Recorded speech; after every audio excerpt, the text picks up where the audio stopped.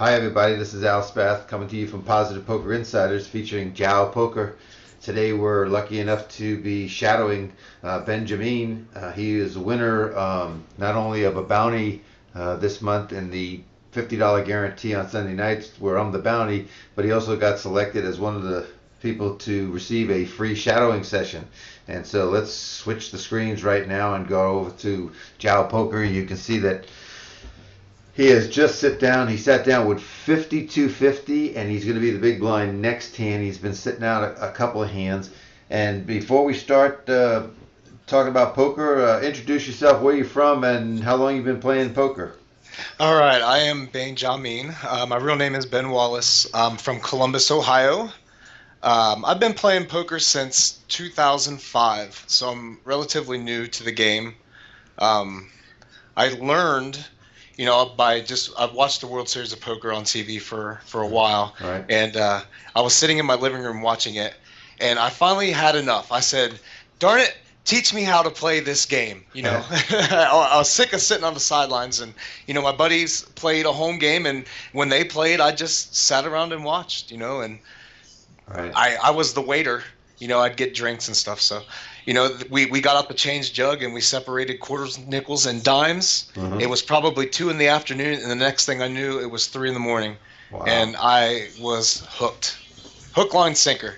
So Cool. I've been playing since, 2005, ever since. Very good, very good. Now, I'm recording this off of my computer, so we can't see your cards. You're going to have to tell us when you get cards. All right, I have cards now in the big blind. I have a monster. Sit down. I have 9 deuce offsuit. Okay, well, while you're not playing this hand, Right, not a bit.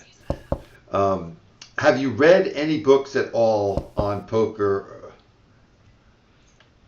Not a single one. I don't believe in it. That's a dad card for you to deuce. Crushed me right there. All That's right, no heartbreaking. books. Ryan's at the table. Ryan is right next to your right, Posse, and he knew I was going to be working with you today, and he said don't tell you all the holes in his game. I intend to tell him everything I know about everybody at the table. That's for sure. Hey, well, I thank you, Ryan, for just calling them holes, because holes is an understatement. Yeah. Everybody has a note on different people, and if you watch this video back, you see that I got my cursor on your name right now because I got a little yellow tag there, and it says draws. It Yes. says, let me bring it back so everybody can see it. Draws, make him pay to do it. So if you tend to draw a lot, and you tend to push people out of hands by making a big bet, and if they do call, you're on the draw, so you get some fold equity in that.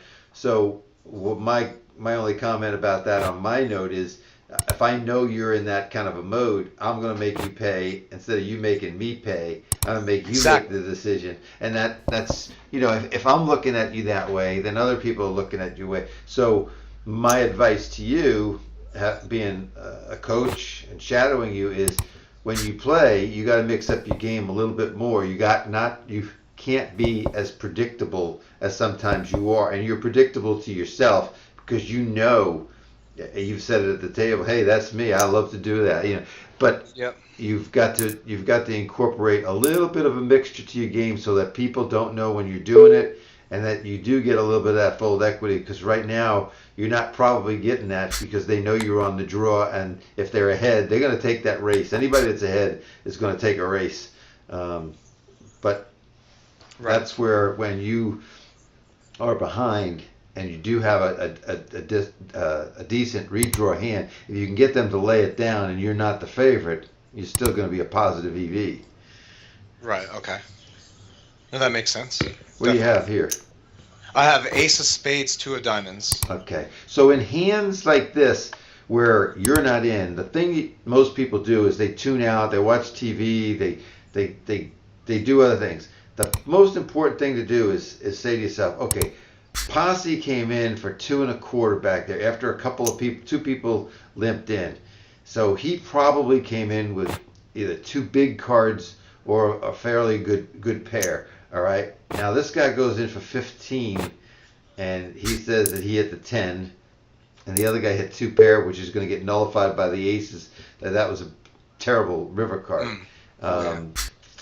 I don't know what the posse had on that. I should have had a way to contact him after the hand and find out. But I would think that if he had a pair there, if he had queens or jacks or something, he would have stacked with those guys. He just would have done that. But if he had 2 big cards, he's not going to get in a race where he's 50-50 or he's a slight. Even against deuce, ace king is an underdog. Like 51.9 to 49.1. It's just, you don't want to put all your money in when it's a race, because it's just anybody could win it. I mean, even when you have a 60-40 advantage, you're at an advantage. You're going to win maybe 2 out of 3, but you're really looking for 75, 80% on some of these hands, so that, like this morning I was in against a guy. I had pocket aces and I raised pre-flop to 3, and he called me with 7-9 suited, which was an odd call, but he called. And then on the flop it came 6, 8, 9. So he hit the straight and the pair. I went 15 on the flop. I overbet, and he went all in.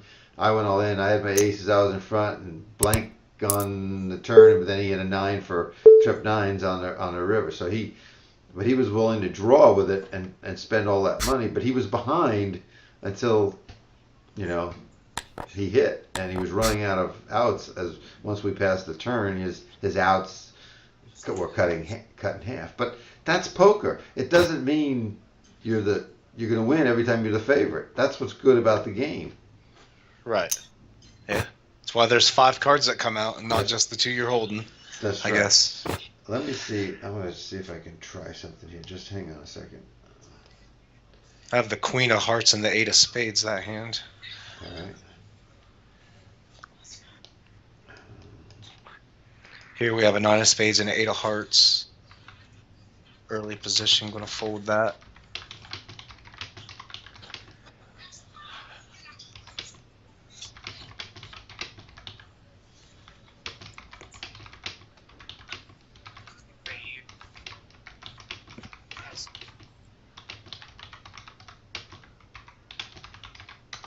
All right, we'll see what he says real quick here. Hang on a second.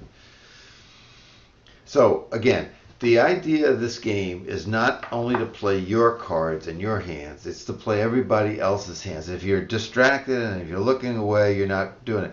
And it's to interpret the bets that they make from the positions that they're in. For example, that guy just folded because he didn't think he could get anything, so I don't know why he just folded there. But now here's the button with the $204. This other guy has shown no interest in betting at all, and the person in position didn't bet to take the pot away. I mean, he could have ended it, and now he calls at the end, and he only had was a 2. The guy had an ace, and he wouldn't have went away. But you got to make that stab. All right. I have an Ace of Diamonds and a King of Hearts here. All right. So you go $2. I like that bet. I'll tell you why I like that bet at this table. Because you're in early position. When you're in early position and you have so many people yet to act, it's better to bet a little bit more than the 3 times the big blind, because of the fact there's other people that can call. And now you get Ryan. He doesn't want to be out of position to an early raiser. He knows that you got a better hand than him, and he did the right thing. Before he raised that hand that the 2 guys went all in, he had 7-6 offsuit. It was a button raise that he folded to the 2 guys that went all in. And then the 299 bet a minute ago, he had 7-7, which was a middle pair. Okay, so I have a Queen Jack of Clubs here. Okay. I was going to raise it up to about $1.75. It's your choice to do what you want. I talk about what you do. Now, if I was going to do this, I would have raised more than, the 175 because I was out of position. But you chose that. Now this guy went over you. He absolutely wants you in the hand. But now you got X amount in. It's $5.50 in the pot. You do the call, That's a positive draw for you. But I you know me and suspect, my drawing. yeah, I suspect that he's going to jam, and I suspect you're going to call. No, he didn't jam it. No, I'm gonna just see what he does here, because I don't have that too much money in it. Do you have a diamond? No, I have Queen Jack of clubs. Okay, oh, clubs. That's right. Well, if he's not going to bet, maybe he's got like Ace Queen, and I'm not going to win the pot by checking. Ace, Ace King. Ace Jack. That was my guess. Ace Jack. Ace King. He's going to bet. Right. Yeah, you're right. Huh? I wasn't going to win if I checked. So, right. Okay. Having said that, and having spent that money, there's a lesson to be learned by that. What if you would have come out betting the flop? He would have probably called because there was a king 10 on the board. He had ace jack. He had a queen draw. He would have seen the turn. He would have been afraid of the turn diamond. You'd have bet again at that point, and he would have went away because he's only had 4 outs, and he's afraid of the diamonds.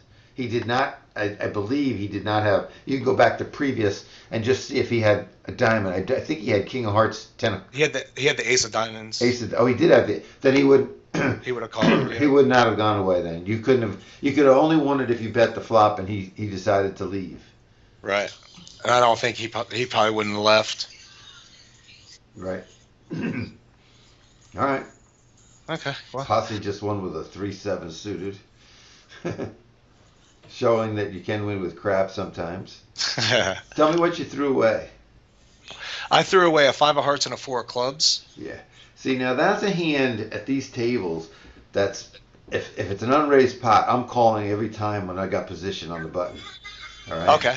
Right. The reason being is you just might luck into 2 4s or 5-4. You might get a draw like this where a 7 comes out and you've got a straight. It's not much, 50 cents. You're betting that you're going to win more on implied odds by hitting later on. If somebody makes a bigger bet after you in the blinds, or somebody comes out on the flop and you've got a gut shot like that, yeah, you can throw it away.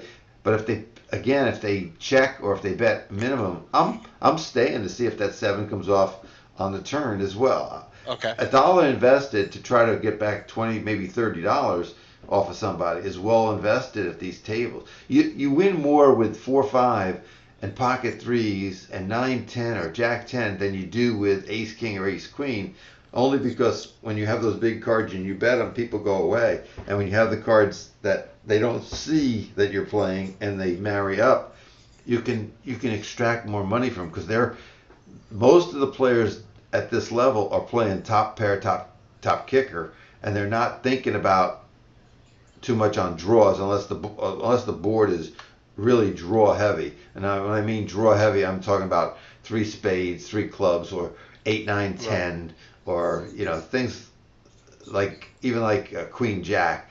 That sets up so many hands. Whether you have Ace King, Ace 10, King 10, there's so many draws that come off of cards that are Broadway between 10 and ace. So you always have to suspect somebody has at least a gut shot or an open end when 2 Broadway cards are in the mix. So these are all kind of things. I'm just throwing a lot of things out because, if we have this up on YouTube and people listen, I want them to be thinking about all the dynamics. See, now there's a heavy mix. I flopped a straight. Huh? I flopped a straight. Yeah, you would have, right? I had Queen 9. Yeah, you would have had it, but it's a bad hand to play. And the bad part about this hand when you have Queen 9 is if that card comes off that helps somebody else, you're gonna chop it, and it's bad to be on the bottom end of it. There you would have got all his money unless the board paired. Right. I have 6 of hearts, 7 of spades. Yeah. Now, if that was a 6-7 of hearts or 6-7 of spades, I would tell you that 12 to 18% of the time, it would be a good idea for you to play that like you had ace king in early position. Raise with it. They're not going to put you on that hand. You're going to win a few times when you get everybody to fold. You're going to win a few times when you hit your cards and they think you completely missed because they put you on big cards. So those kind of cards that are unsuited don't play as well, but suited play better. And raising with them, I think that most people playing this game aren't raising enough. They're calling too much, and when they're calling, you're just signifying you're weak or that you need help. Right. Yeah, that makes sense. So Definitely. if you take the aggressive stand, a lot of times you win hands without really making a hand, and sometimes you get paid off and get some value out of your hands as well.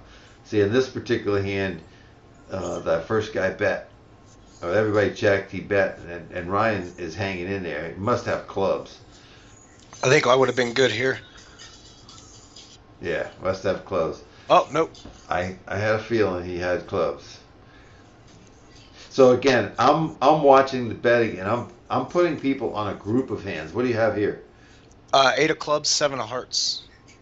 Okay. So this is not a bad hand. If somebody would have raised to $1, I'd pay the 50 cents even though I'm out of position, just because I can get some up and down straights. I can, get 2 7s, 2 8. There's a lot of different ways, but I'm not raising with it out of position. Right, for sure.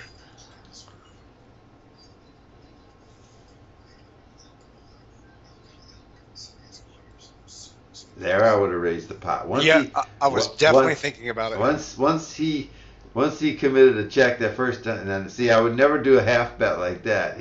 Because that's just an invite to see what you got. Even if he's paying 60 cents to see if he loses, he's seeing what you're playing. So if you're gonna let somebody see what you're playing and how you're playing, make them pay the full amount. I mean, that pot was big enough to go ahead. If you lost $1.25, big deal. But you might have got them to fold, and then you never had to show your cards. Okay. Yeah. So I'll hook you up for 62 cents just to see what you're playing, so I can get a better read on you.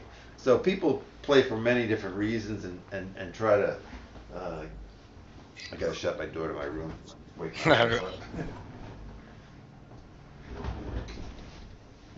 What do you have here? Ace of hearts, deuce of spades. Okay. So what I like to do is I like to divide the table in half. Just draw lines right from where it says bad beat jackpot down to the bottom, and the good is to the left, the positive to the right is negative. And so you had good position, that's a positive, but you had really bad cards. Ace deuce is not a good card. I would say that Ryan here has got a pair, maybe 8s, 10s, jacks, something like that, and those are bad cards for him. He's going to win anyhow. All right. Let me see. Skype came up. He had jack. Okay. He's letting me know afterwards that so we can kind of judge if I'm any good at putting people on hands, and then we can find out on the betting, what he's doing and things like that. So that's helpful to us, but not during the hand, because we don't want anybody accusing or anything, saying there's any collusion. Nothing. You have no idea what he has. I don't have any idea why he's playing, but I just have asked him to give us information afterwards so that we can check our reads and stuff like that. So that's another very highly hit board. People play Jack Queen, people play 10 Jack, people play 9 10, people play Queen 10, Queen 9 suited. So you got so many. That's so draw. King 10. I hit this board monster, and you didn't say my hand. What did you have? Jack 8. Jack 8. See, I would never play Jack 8 unless I was in the blinds and it was a cheap bet, or I was on the button and I was first in and I was raising with it or something like that. So, looking back, that's looking at results here. You would have probably taken everybody's money. Probably, I say, unless this other guy here has the pocket queens. But you just can't play those kind of cards and sustain a winning. This guy's thinking about. I don't know why this guy didn't bet 1987. Just bet the pot. Right. Sometimes when you bet exactly what the other person has, they think you're trying to steal it. He had Queen 5. He didn't have garbage. I mean, you would have won big time there. Yeah, that'd been nice. And the other guy said he had Queen 2. Yep, queen 2 with hearts. Nice. Do you know who this guy 888 player is? No clue. I've played with him a couple times, but Yeah, I have. Ryan's saying the same thing. He's talking to Ryan all the time, but he doesn't know who he is. I think he's with Ace High Radio.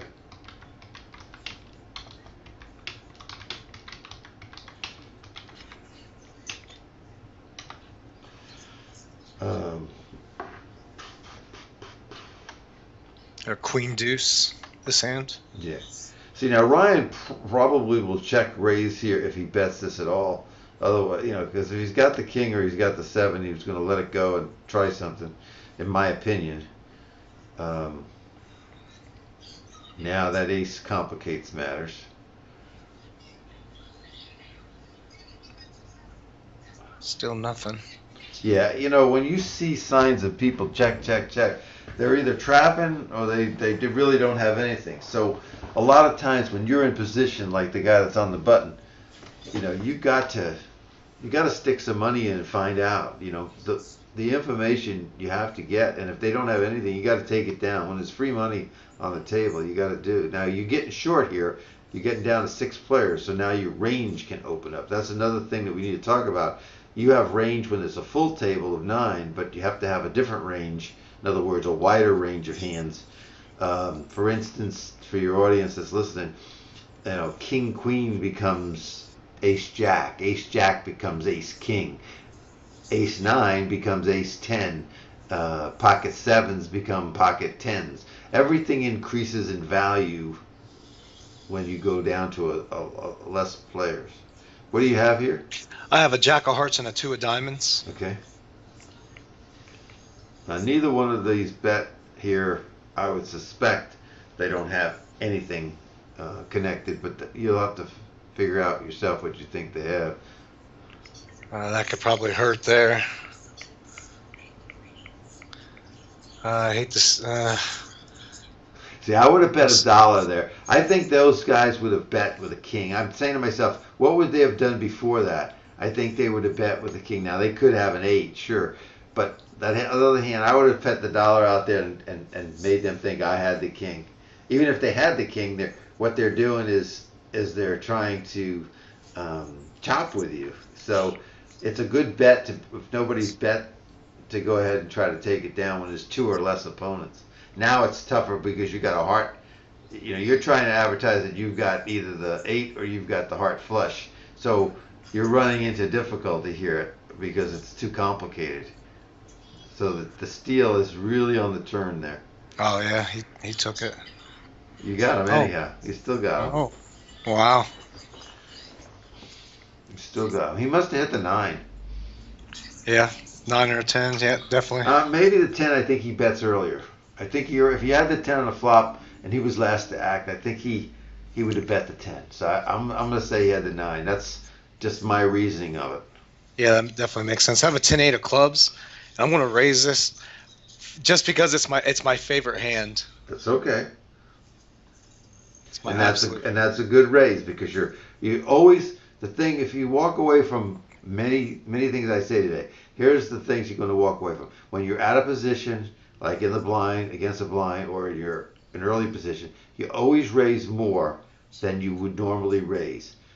If you're going to play this game, raise. Try to be aggressive. Try not to be calling. Use position whenever you can. Suited cards have more value, about 3% more than unsuited cards. And middle connected cards, gappers, and pairs make more money at this game than ace king and ace queen. Sure, you can win with ace king and ace queen, but you need perfect flops, and you got to hope somebody else doesn't hit something that's they're set mining and they have pocket 4s and they hit a flop like this, and you've got pocket queens or something like that, and you're dead. You can't get rid of your hand. So there's little things you want to take away from in this hour session is that, and I'll recap them again later on. All the other stuff, putting players on hands, that all takes practice. And here you got Posse. He's betting half the pot, a little bit more than half the pot here. He wants to take it down right now. Ace 9 might be a possibility there. Ace 8 might be a possibility. He's got overcards. That's a possibility. That would be like 5th on my list. I would go through all the other things that he might have. a draw or something before I put him on the overcards. I was happy that he showed him at the table there. All right, now I'm holding an 8 of spades and a deuce of hearts. Trash. Okay. Okay, can you do me one favor? Sure. I need you to be as honest as you can, okay? Okay. Yeah. Close your eyes tight. Okay, they are. Okay. How many people at the table have more than $50? 4. Take a look. 1, 2. Okay? It's your job to know exactly what's at the table. Who has money and who's short. Who sits down like Thuddo up there that just sat down with short money. Those people are going to play completely different than people that have 200 or 75 or over $50.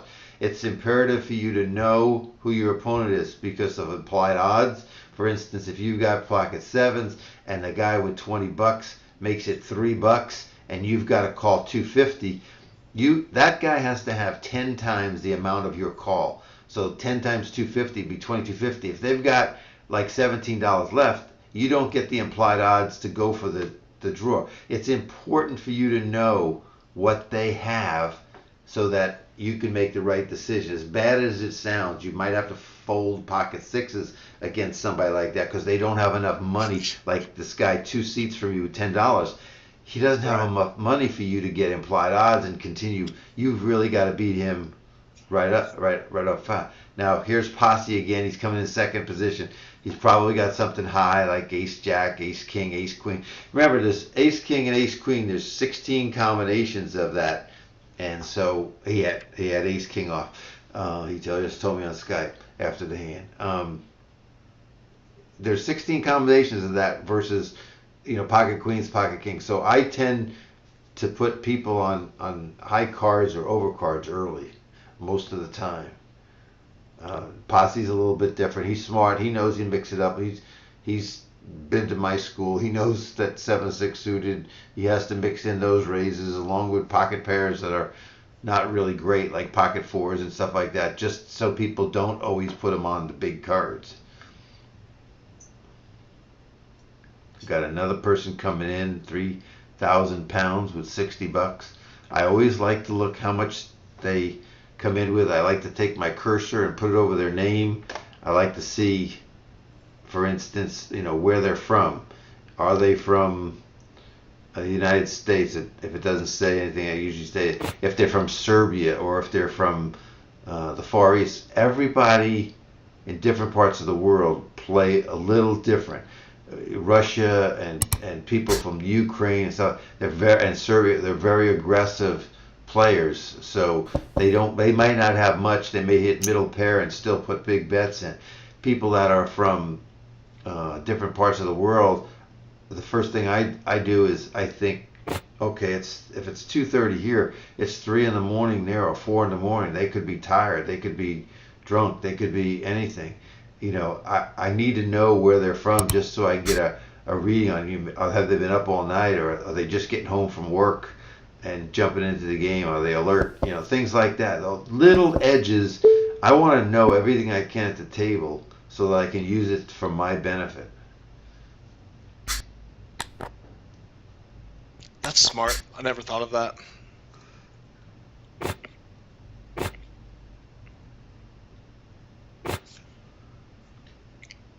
Posse left. I think he was plus. He usually sits with 50. He had something like $80, so he probably took his $30. Take a break. He'll be back later on. I'm sure he plays quite a few. He averages a ton of hours a month. You're due for some cards. Oh man, I've been waiting. I got 10-5 of diamonds, not getting anything. Okay, now here's the situation I'm talking about before. You've got 50 cents invested. When it comes around to you, now what you have to do is divide the 50 into the 375 that's in the pot to find out your pot odds, okay? Right. You're getting 7 to 1 on your money. All right? So anytime you're 5 to 1 or better, in my opinion, from the blinds, it's worth the call, all right? You had 7, so you could have had Jack 2 there and hit the Jack. Right, yeah. So, for 50 cents, you're getting plenty enough odds to go ahead and put the 50 cent in and take a chance. You know, you may have gotten 3 diamonds. Who knows? But you didn't get diddly squat. But you were. Here's the thing. You look at the odds. You know you're in bad position. You know you got bad cards. So you got good odds and 2 things that are bad. All right. So normally you would throw a hand like that away, but there's another factor. You were the last to act, which means you're closing the betting, and that's a good factor. So that makes it 2 and 2. So having said that, knowing you have good odds and it's 50-50, you take the shot. If it would have been $30, you don't take the shot. All right. Right. Yeah, definitely. But 50 cents, you can take the shot. You can find out. You know. Yeah, why not? Okay, here I have an 8 of diamonds and a 5 of clubs. All right. I would like to just take this pot down now. Okay. So I'm going to put a pot bet out there.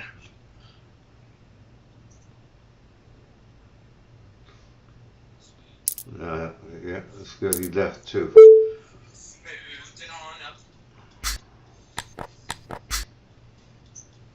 All right, king of hearts, 6 of diamonds. Okay. Now, you're 4-handed and you're on the button.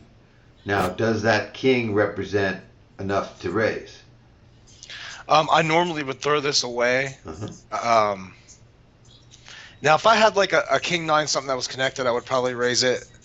Or if it was like a king 8, king 6 suited, I would probably raise it. I normally would just get rid of this. So. Okay. I have no problem with that. But what I need you to do is occasionally raise with that. Okay. Right? When it's 2 people left and they're both in the blinds and you're first, go ahead and put the $2 out there and take the 75 cents. If they call, okay, you still got a king, you still got a possibility of getting something. Right. So go ahead and put the pressure on them.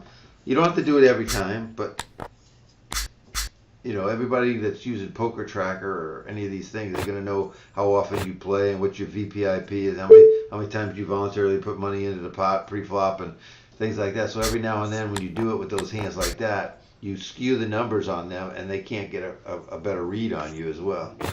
Okay, gotcha. That makes sense. See, I have a king 8 here. What's that? I said I have a king 8 right here as well, a diamond and a club. Uh-huh. I've played with this guy millions of times. Okay. And he did the same thing I was recommending you do. Put the pressure. But he didn't put full pressure. He only did $1.50. But I'm always looking at, like I told you before, what does he have behind the bet? He put $1.50 out there and he had like $11 left at that time. And is it worth it for me to get into that situation with a guy that might just stack with me on a flip and I don't have much to begin with? Right. I had a 10-5 there as well, unsuited, 10 of hearts, 5 of clubs. Check it down. Yep. And here I have a king of diamonds, 5 of clubs. Okay. So this time we're going to put the raise in. Okay.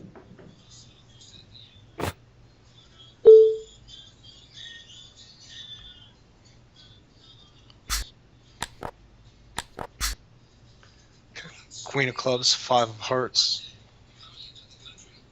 I agree with you there. Again, we're playing 4-handed. What I told you before about 6-handed and how like an ace-jack was an ace-king and stuff like that. Now we're talking, you know, an ace-jack is like ace-king suited. I mean, it's really big. You know, a hand like Queen 10 is very playable now aggressively because it's two Broadway cards. Most people here are going to be getting 1 Broadway card. What do you have here?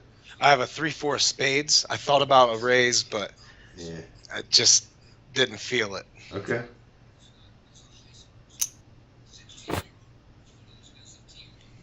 It's unfortunate the table went down this short. Because we have to talk faster because hands go faster and things like that. I like it when there's a full table or close to a full table because we have time to look at what other people are doing and look like the keys betting $3. That's a good bet. That's $3 into a $4.50. Anybody that bets 2/3 to 3/4 usually has a solid hand. The people that are betting the pot, the people like you did before when you try to take it down with the 8-5 with the 5 on the board, you're telegraphing the fact that you either have no kicker, or you wanted to end it because you're kind of late in the hand. When they bet the 2/3 or 3/4, you know they have a solid hand. I want you to watch for that in future play when I'm not with you or nothing, and see what turns up when people bet like that versus people that overbet or bet half the pot or less than half the pot. You're going to notice right away that those people that are betting 3/4 are usually solid. When I bet 1/3 of the pot, it's usually when I flop the stone cold nuts and I'm trying to get people to just come on in, just see another card, you know. Yeah. You're taking a chance doing that because you can drive people away when you have the stone cold nuts. You want people to do things, but sometimes you have to play the player at the table, and if you know there's a player that can't stand you betting that, or you know they don't have a fold button, and I can name 5 or 6 on this side alone that don't understand what fold means. Oh man, they don't have that option so on there. Yeah, the fold button doesn't work for them. So you definitely want to put that money out there and get some value out of your hand right from the get-go. So you got another player, so you back to 5, and he brings 100 to the table. I pound away, folks that are listening to this video. If we put this up on YouTube, it's very important for you to watch who comes and goes and what they bring to the table. Now, don't tell me your hand here, and I can't see it. I'm going to say you have ace 10 or a pocket pair. I have 5, 6 of hearts. Okay, that would be like my 4th or 5th pick, but because you're in early position, I'm going to put. That's what I want you to understand.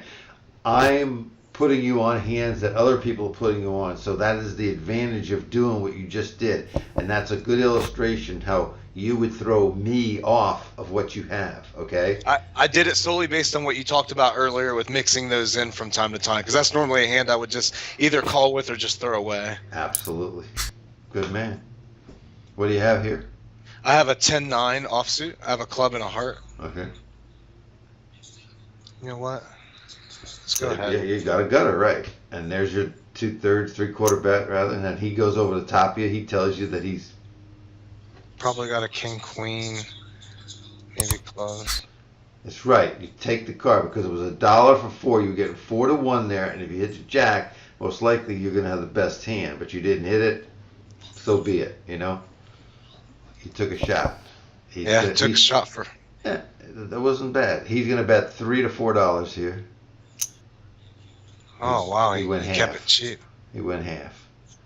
No, he didn't give it to you cheap. He wants you to stay in for a reason. He knows you're behind and you need a big draw. You know, you need a draw to get there. And if he could have, right now, he could have a club draw, and you could get one of your cards that you needed, a jack of clubs, and he could get a flush. There's there's too many ways to lose with a pair on the board. You did the right thing folding. Yeah, it's not worth it. Because the only jack that will be the jack of clubs, of course. Yeah. It always is. All right, here I have an ace of hearts and an 8 of diamonds. Uh-huh.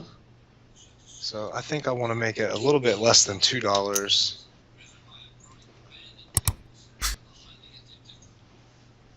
All right. Yeah. If you would have checked that ace, like you were scared of the ace, because you were out of position, that would have been a good time for him to try to get a bluff catcher. In other words, he would have bluffed at it and you'd have got his money in the pot. Okay. See, that's the time where you can take the chance. Remember, you both were blinds. The chances that he hit that really good weren't it was probably impossible to judge, but it wasn't going to be good. But if you give him the chance when you check that you're afraid of the ace, he may just stab at it. And then you got it. Whoa, oh, wow. Whoa. Show off. 10-3 of clubs there. Didn't want to mess with that. Yeah. 10 of diamonds, 4 spades here. Yeah. So, anything that I've been saying since we started, let me just check real quick here. We've been going for about 39 minutes. Anything I said that's kind of out of line or out of your realm, in other words, it just goes against the grain, or does it make sense to you, most of it? Is there anything that sticks out as, man, that's tough to do, or I can't kind of follow those rules or guidelines or anything that sticks out? No, not a thing. I actually muted you while you were talking for a second, and I turned to my roommate and said, "Man, this makes a lot of sense." And I've actually started doing, or already put into play, one thing you've said. So, no, I am 100% on board. Okay. I like what you have to say. Okay, and it's not real. For those that are listening out there, it's not what I am telling you to play like me. I'm telling you what seems to work the best, and you just have to decide on the situation against the situational player, whatever player, what works for you. But you have to try some of these methods out, and you have to watch them. Like right here, there's a good bet. He bet 319 into 425. Boom, he took it down. That was a solid bet. I would not think that he had a bad hand there. Until he shows me cards that he's bluffing, I'm going to give Golden Bear a lot of leeway, and I'm going to think that knows what he's doing. I don't know who he is, but I would put a mark. I would mark him and put a note on him. Let me see if I can. Oh, it won't let me do it. But and I would say betting, proper. Yeah, he's strong. I played with him a few times. Definitely solid. What do you have here? I have an 8 of hearts and a 3 of diamonds. Yuck. Definitely want to let Tony and Kay Slater battle this one out. Tony's the guy that beat me this morning when I raised with the aces and he called with the 7-9 and hit the draw and then hit the 9 on the river to beat me with trip 9s. Oh, wow. Ouch. That happens. It sure does. You want that person to be in there. If they're drawing and you're ahead, you're ahead. You just don't want them to catch. Now, in the long run, you're going to profit from that play. You hopefully. Now, see, he put $1 in there. What does that mean? That's what you have to interpret. Why did he bet a 50-cent raise? He's just fattening up the pot is what he's doing. So I would think he's on a draw. I would think he's got like a small pair or something like that. And he's just trying to I don't think he's got big cards or a big pair. He wouldn't do that. So you can kind of eliminate some of the hands that a person has. There's a half pot bet. It's from a little shorty stack. It doesn't pay him on the draw, Tony, now to go after him because of the fact there's no implied odds. There's no real money to be made if let's say Tony had a gut shot there for a straight. Let's say there was 2-3 on the board. Let's say he played 5-6 suited and some other suit. To go for the gut shot against a guy that doesn't have any money doesn't make sense. I have an offsuit Brunson. Okay. Brunson won back-to-back World Series with that, and then the next time he won against, I think the guy's name was Chang, an Asian guy. It was 10. He won with 10-3. I did know that, and you know how I know that? You were in my stream. I was in your stream. That's absolutely correct, sir. That was one of the questions I asked last week when I gave away some items and everything. Did you receive any items from anything in the mail? I did, and it is a wonderful gift, and I appreciate it. What did you get? What did you get? I have a business card holder. The business card holder? Yes, the blue one. Oh, okay, good. If you email me later on, I'll send you one of these poker journals too. I'll put it in the mail tomorrow. Oh, I greatly appreciate it. It will get tons of use. Yeah, it's good. When I developed the journal and I published it, and anybody out there that's listening to this, if you want a poker journal, contact me, alspath@alspath.com. I'll put it in the mail for you. If you're in the United States, it'll cost you like $5. You can PayPal it to alspath@alspath.com just to cover the postage and the handling and everything. Any clients I have like this that I give it to, I take care of that. But for anybody that's overseas that wants it, it'll be whatever it's like $10 to the UK. Australia is ridiculous. Forget about it. But it takes like 3 weeks to get there. But anybody else, I'll give the book away. I'll personalize it for you. Anything. Just all you gotta do is pay for the postage, so it doesn't come out of my butt. But on you, I'll just email you later your address. So now you're down to 4 again. What's that? I'm sorry. You're down to 4 people again. Down to 4 people once again. Yeah, and now you're down to 3. Oh, jeez. That's okay. This ought to be fun. That's where my shorthanded game is. It's improved, but it used to be super bad. I bet you that person that's coming in there. Oh, it's pocket aces again. She was in there. Tony G likes to move around and get different places at the table. He likes to try to get position on people. Ah, one of those guys. Yeah. I saw her play this morning, and she was aggressive, not passive. And I don't know. I didn't get to see too many of her hands. The first time I played against her, I couldn't tell you anything about her. All right, I have a Jack 10 of spades here. One I definitely like. She's as good as King Queen now. All right, so we'll go 175. That might have been a little bit too much. I kind of wanted to call. No. Yeah, sometimes you do and sometimes you don't. You know, it looks like a great hand four-handed, but it's, you know, if you get low cards or middle cards and it doesn't marry up, you don't have anything, and if you get over cards to it, like if a queen, king, or an ace hits, you know, you always have to worry. So it's okay to take the blind money. Remember, when you take blind money, you're taking money that's gonna just go back on the table and pay your blinds when it comes around. So good point. If you're not taking down blind money, you're probably draining some money here and there. So don't be, if you get, again, they're nice enough cards that if they call, great, you know, you're out of position, but you still got some decent cards. But don't be sometimes wanting people just to fold. Oh, they would have been a big battle there if spades came off. All right, yeah. All right, I have my 10-8 again. All right. Offsuit. Yeah, this time it's offsuit. Yeah, so I have a 10 of hearts and an 8 of spades. Yeah, I would have made it $2, but it's okay. You did that. I expect check to you. A person has the clubs, they'll come out betting.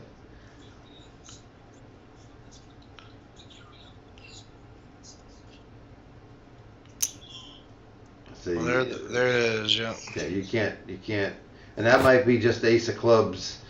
10 of hearts, you know, I mean, they have middle pair and they have the draw. You don't know. She says she's got it, though. He called. He had the king jack. She made it, and then she got wiped out by the turn. I said ace 10, he had king jack. Pretty close. It's pretty close, yep. Yeah. Pretty dead on. What do you got? I have a deuce of spades and a 4 of hearts. You know what? Now see, on this hand, let me tell you what I would have done. You won that hand, but a lot of times when I'm out of position and I have a pair or something, or if I have top pair no kicker, I like to check raise with it. Give them the opportunity. Okay. Give them the opportunity to put money in the pot as a steal. They come over the top to say, "Yeah, I really do have it." They usually go away unless they have it, and they'll tell you right away. But a lot of times you'll just win it outright. Check raise out of position is a very good weapon. I don't see enough people using it here on this site. Okay. I don't do it hardly ever. Right. Okay. Beautiful.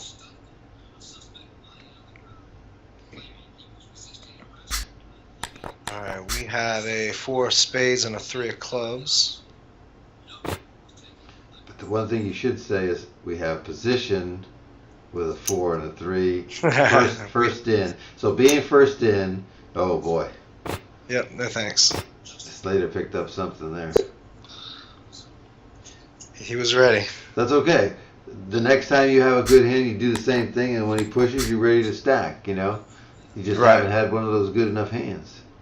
I have an ace of heart and a 6 of spades here. So that's kind of like ace 9 now, four-handed.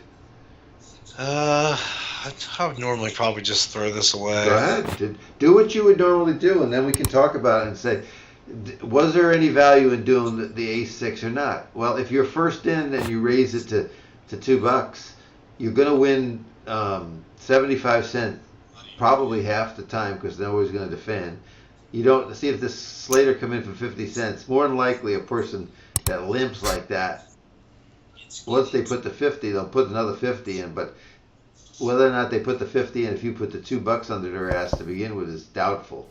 Right. Yeah. So you just got to remember that if you're going to play that hand, just play the $2, not the 175. Be aggressive, and you've got to redraw if somebody does call, and you're probably going to get a blind that calls you because they got 50 cents in a pot and they think, well, I'm committed a little bit, I might as well go a little bit further. So they're probably calling you with weaker hands. So stay aggressive.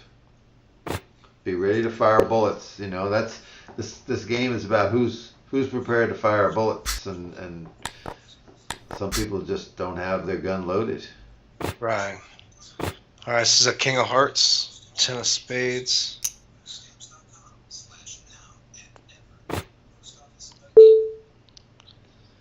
That tells us right there with him folding like that. It wasn't a ploy that he did the last time. He really had a hand, and he just went all in against you.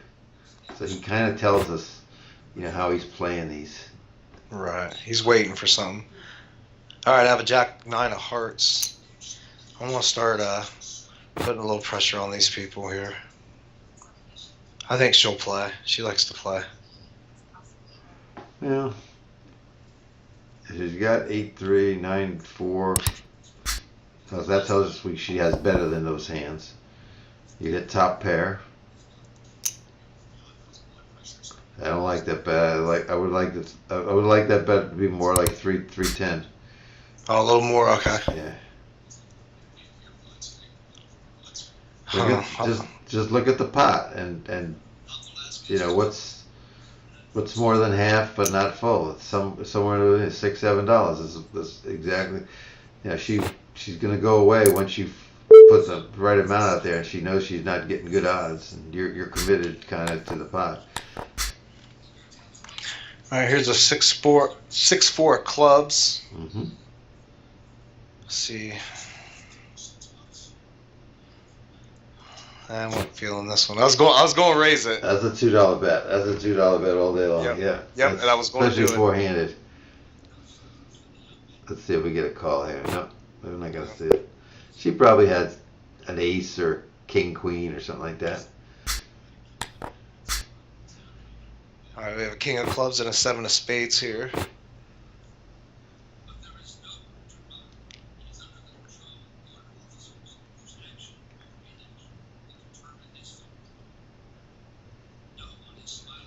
What does it mean when a person takes a long time?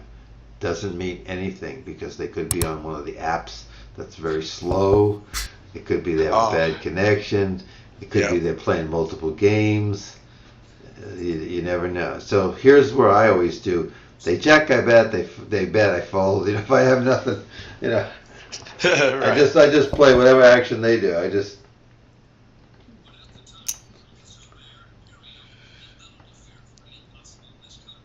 I take a check is usually waving a white flag. I think you're dead on. Well, you don't have to be dead on. If you win 3 out of 4, you're making money. Oh yeah, you don't have to win every time. It just you have to win the majority of the times, and that's what when you have position, you have to take free money. Now for the first time he's come out and he said he's got a solid hand. And I have a 6-7 of diamonds. I wanted to be the one to raise it though. That's right. So you could split the board in half. You've got a bad position. Your cards are okay, but you're facing a raise, which is another negative. So the answer is no. It's just not the time. If you were first, sure. But when you're facing a raise, then you know you're up against somebody. Those cards are less in value. Okay, we have a queen 9 of clubs here. Absolutely. Tell me the bet size. $3. Okay. I would have went 3 to 350, somewhere in that range. Yeah. She's staying around. I would have bet probably 690. Go ahead. It's all yours. She's going to go all in here or fold. She will not call that.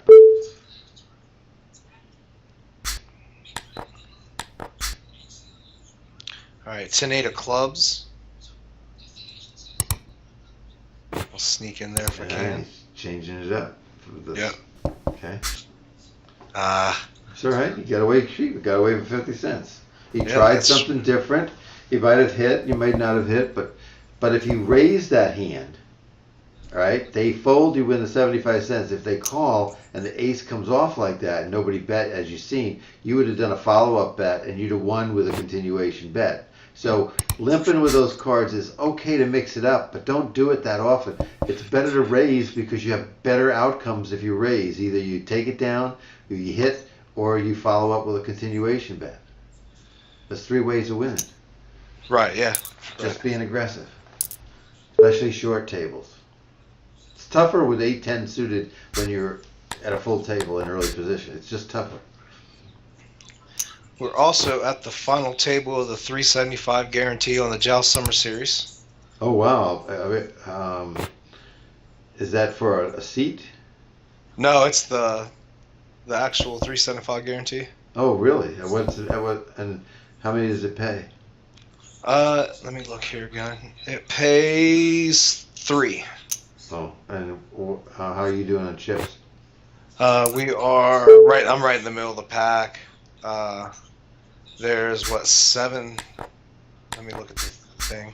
8 people left. 8 people left on 5th. So I'm kind of at the bottom here, I guess. Yeah, but one hand can change things in a tournament. Do you need to concentrate on that and get up no, the table? no. We're good. Okay. Yep. I've had a good run in the Summer Series. I took first in the 500 guarantee, and then took second in the, what was it, a 400 guarantee? Oh, you need to post that up in that Facebook page. I have successes at Jao Poker. You're welcome. Oh, right. Yeah, you need to post those wins up there. Show us. Tell us. Oh, wow. Okay. I'll have to check that page out. And are you an IBO? I am, yes. And what's your IBO referral code so people out there watching that want to come to Jao Poker can use it? My referral code is BaneJahMeen, capital B, A-N-E, then capital J, A-H, capital M-E-E-N. Okay, and I'm putting my cursor right on his name at the table. That's it, folks, right there. If you want to sign up and be in his group of folks there at Jao Poker, just use his IBO name and you're in. And then I don't know what you offer your folks or anything like that, but a lot of times what I like to do is, is ask them to email me, let me know how they found me, or something, or found the group, and I put them in for some drawing, sometimes for free money or this and that, but different IBOs do different things, and do you send letters out to them with promotions and things like that? Yeah, what I like to do, you can friend me on Facebook. I'm easy to find on Facebook. My name is the exact same as is on my screen name here, except there's spaces between BaneJah and Meen. If you're on Instagram, you can follow me at WizKidPoker, all one word. It's capital W-H-I-Z, capital K-I-D, capital P-O-K-E-R. If you use my referral code, just send me a direct message on either Facebook or Instagram.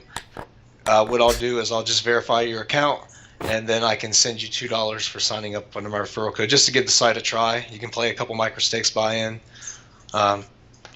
Just cool. Hit me up on one of those platforms, and I got a great team under me. If you have any questions, let me know, and send me a direct message that way, and I'll do what I can to help you out. There you go, folks. Those that are listening to today's affiliate code or IBO at Jao Poker to use is right there. BaneJahMeen, BaneJahMeen, and you'll be under his code. And then if you email him, he'll put a couple of bucks in your account. You can play the micro stakes. That's the best deal you're going to get this day when you're listening to this video. How about questions from you? Anything that you get, some things that give you trouble, or something you want to know about that you've been wanting to ask others or myself that maybe I can enlighten both you and the people that are listening. Is there anything on your mind about poker or about tournaments or cash games that in particular that either gives you trouble or? Oh yeah, definitely. My closing out is really bad. Although the reason I've been able to have good luck recently in the tournaments and been able to close is just simply no other than the fact that I've had amazing run good. I've gotten great cards when other people have gotten just something a little less. Now, I have a really hard time and I struggle with closing out.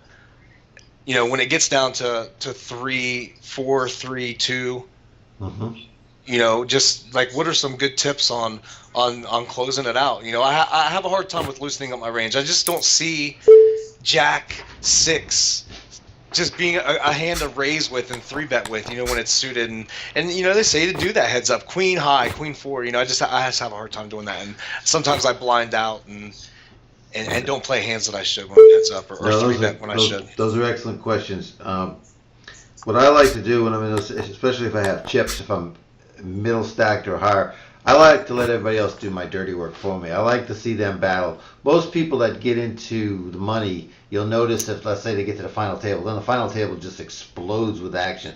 They just get this euphoria about, oh, I made the money and everything. They don't start playing good poker. They start playing poker for general. So let people do the work for you. Let them do the heavy lifting for you. But if you got position and you've got cards that you need to raise with, what do you got here? A 10 jack? I'd wish I have pocket 4s. Okay, that's good. No, that's a good bet. You're betting like you had the 10 or the possible deuce there. Most people with the deuce wouldn't bet anyhow. So if interrupt me if you have a hand that you're going to play, okay? Okay, sure. All right.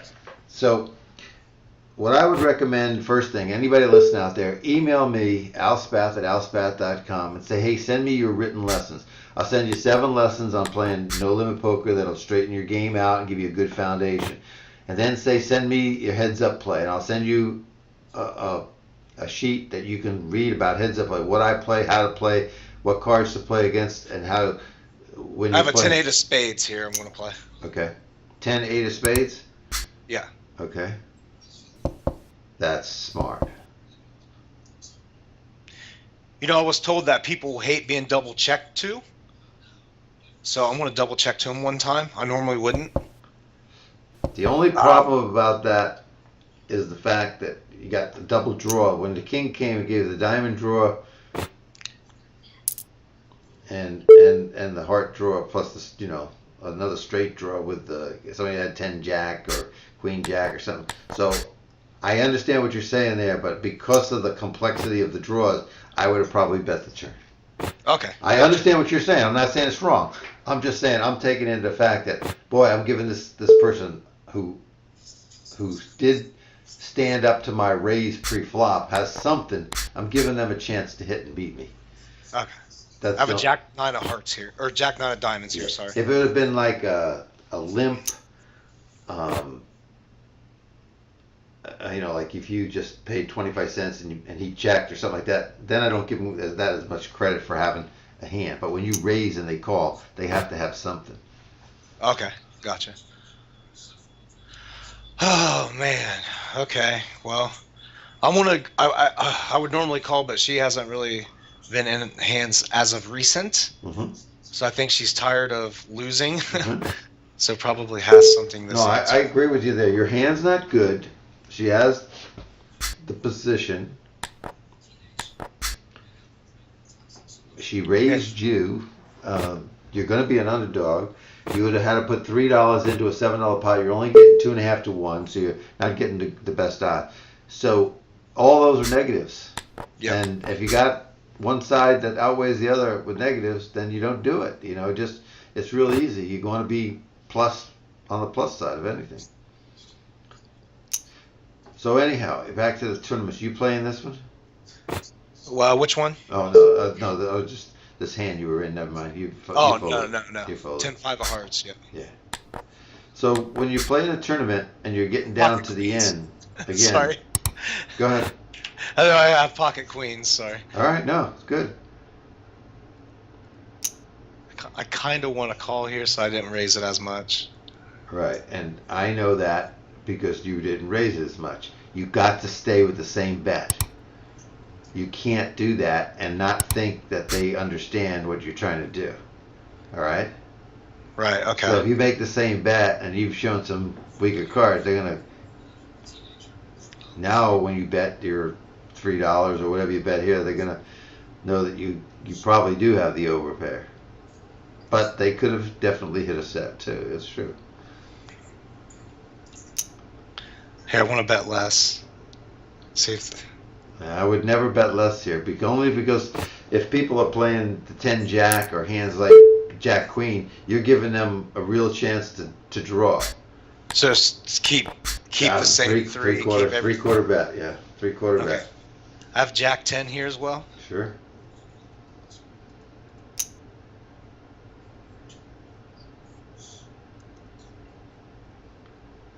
People either don't like the pressure or they get frustrated by the pressure eventually. So you keep it. Look, every time you're doing that, you win 75 cents. You win 75 cents. It's going to cost you 75 cents for the blinds to come around, so you might as well have them pay it for you. Right, yeah, that makes sense. All right, I'm going to have a run of back cards. I will not interrupt you now. Go ahead. No. Sorry. What I'm saying is most people when they're playing in a tournament, they say settle for certain. Oh well, I got so much back from my money. Instead of saying, look, I got to continue to play well and let other people do things. And ladder climb and move up. And when I do have something, take advantage of it. What do you have here? I have 9-7.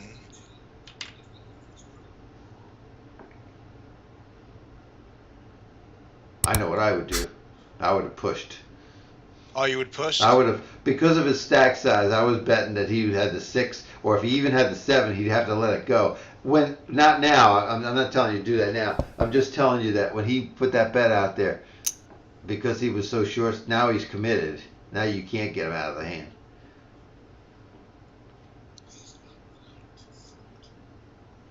Still your call, your decision.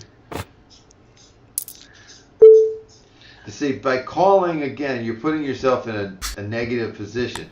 You can't win by calling. You don't find out any information by calling. You just you give the other person an opportunity. When you raise or you re-raise, you put more money in the pot. You define your hand. If your opponent stays, you define their hand, or re-raises, you define their hand.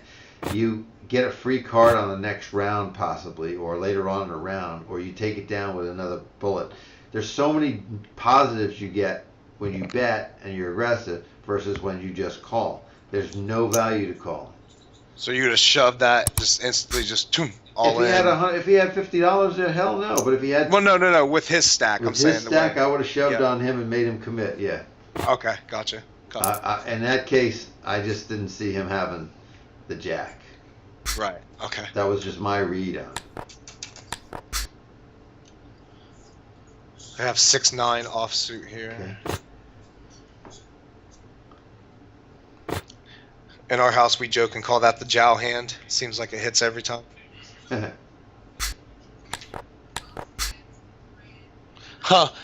Scotty's playing in a game, and he just hit me on the shoulder. I turn around, and on his flop over here, it's 9-6-9. The King of Diamonds, 3 of Hearts. Scotty Quick? Yeah, Scotty Quick. He said, I think Scotty told me that he used to play at Perryville, and we probably ran into each other at the tables. Yeah, yep, he used to play out there, yep. I have a house full of players here. Call it Grindhouse. Are they listening into the conversation? Oh, no. They're in all different rooms. Oh. Well, actually, Scotty's the only one here now. My one roommate's on a trip on the East Coast, and then my girlfriend's not here. That's cool.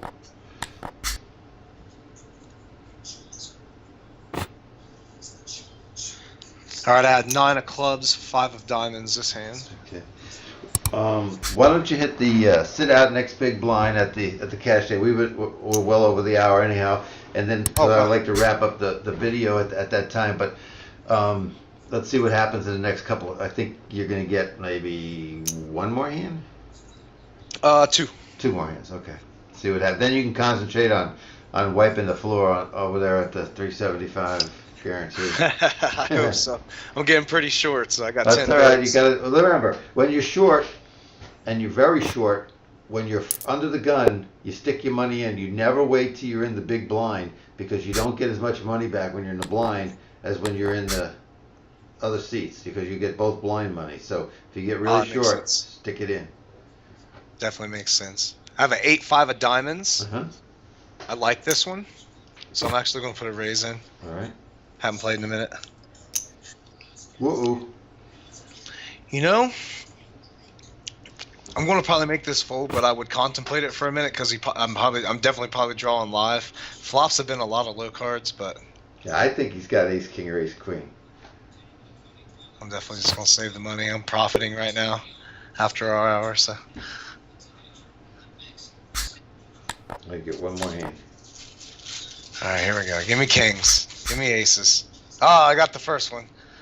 Okay, no, we're going to let that one go. Well, listen, let me just change the screen here. We've had a feature of BaneJahMeen. Where did you come up with that name, anyhow? All right, so my name in Spanish is BaneJahMeen. Uh-huh. And so when Spanish, the mispronunciation of that, when they try to speak bad English, is BaneJahMeen.